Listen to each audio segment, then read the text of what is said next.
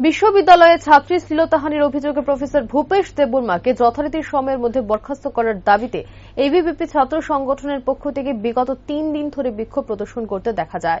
অবশেষে কোথাও একটু নিঃশ্বাস নিতে পারবে এবিভিপি ছাত্র সংগঠন, কেননা বৃহস্পতিবার বিকেল নাগাদ ত্রিপুরা বিশ্ববিদ্যালয়ের উপাচার্য ওনার বক্তব্যে জানিয়ে দেন, বিশ্ববিদ্যালয় নিয়ম অনুসারে আইপিসি ধারা অনুযায়ী প্রফেসর ভূপেশ দেববর্মার এরকম নেক্কারজনক ঘটনার বিরুদ্ধে তদন্ত চলছে এবং খুব তাড়াতাড়ি রায় বেরিয়ে আসবে। কিন্তু যতদিন পর্যন্ত তদন্ত চলবে এবং তার সঠিক নির্ণয় বেরিয়ে না আসে ততদিন পর্যন্ত প্রফেসর ভূপেশ দেববর্মা সম্পূর্ণ ছুটিতে থাকবেন বলে জানান বিশ্ববিদ্যালয় উপাচার্য। এমনকি উপাচার্যের এই আশ্বাসের ফলে খুশকি এবিভিপি ছাত্র সংগঠন।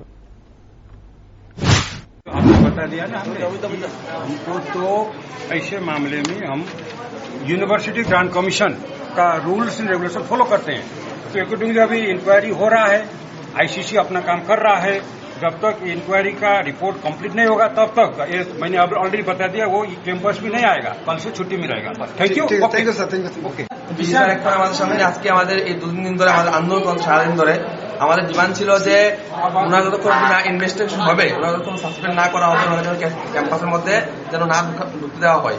আজ আমাদের সম্মানীয় যে ভিসি স্যার রয়েছেন, ভিসি স্যার এখন আমাদের সবার সামনে উনি পেশ করেছেন যে ওনাকে ওনার প্রতি ইনভেস্টিগেশন চলবে, এতদিন অব্দি ওনাকে ক্যাম্পাস থেকে বহিষ্কার করা হয়েছে। এই আমাদের আন্দোলন সাকসেসফুল আজকে হয়েছে আমাদের।